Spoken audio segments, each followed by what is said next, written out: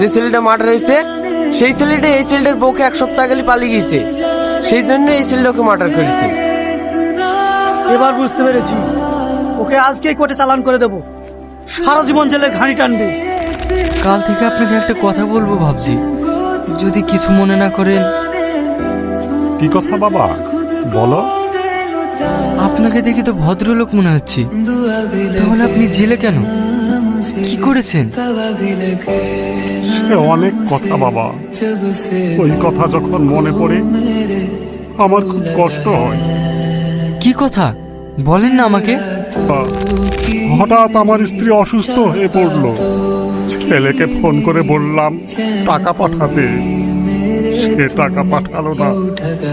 সারাদিন এদিক ওদিক ছুটাছুটি করে টাকা জোগাড় করতে পারলাম না, তবুও ছুটতে ছুটতে গেলাম ডাক্তারের কাছে। ডাক্তারবাবু, ডাক্তারবাবু, তাড়াতাড়ি আমার বাড়িতে চলুন, আমার বউ প্রচন্ড অসুস্থ।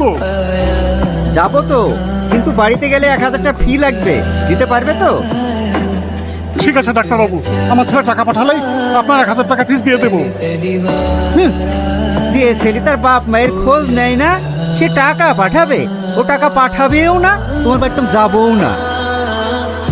ডাক্তারবাবু, আমি আপনার পায়ে পড়ি, আপনি না গেলে আমার বউটা মারা যাবে, আপনি চলুন ডাক্তারবাবু।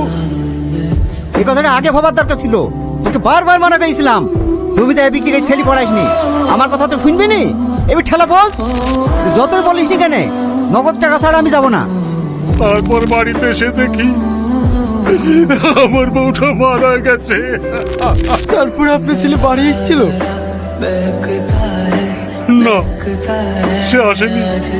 আমি তাকে কতবার ফোন করে বলেছি, শেষবারের মতো তোর মায়ের মরণটা দেখে যা।